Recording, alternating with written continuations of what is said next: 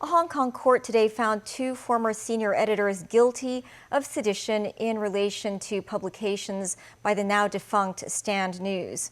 This is the first sedition conviction against journalists since the city's handover in 1997. Mu綫新聞 reports. Chung Pui-Kun, former chief editor of the now-defunct online media Stand News, arrived at the district court in Wan Chai after midday.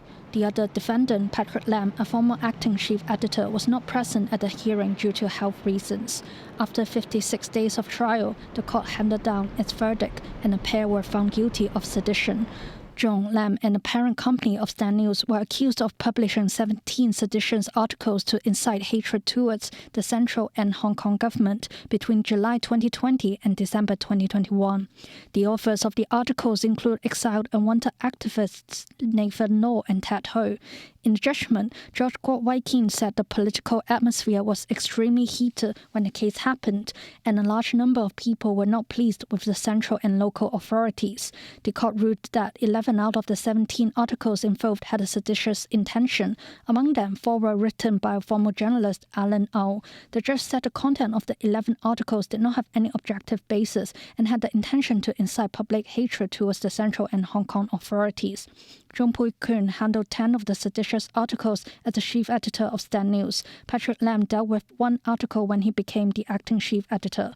The court said Lam had made supportive comments on the 2019 social movement. The court also convicted the parent company of Stand News because it hired the 2 defendants, meaning the company also helped publish the seditious articles. Chung and Lam were granted bail.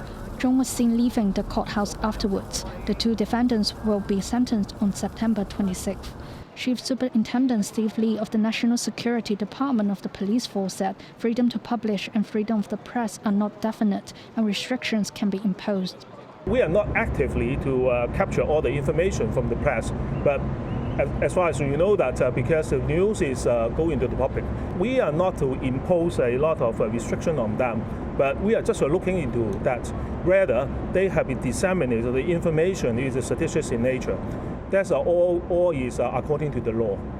Senior counsel Ronnie Tong, who is also an executive council member, said the convictions of the 2 editors will likely affect the public's perception of press freedom, but he does not think the verdict will affect press freedom in Hong Kong. We should understand that it has always been the law that the editor and publisher should be fully responsible for what they publish. That is the case before the handover and after the handover. The nature of these articles are arguments, commentaries, and not report or facts. I don't see as a matter of law it has anything to do with press freedom. Mu綫新聞 TVB News.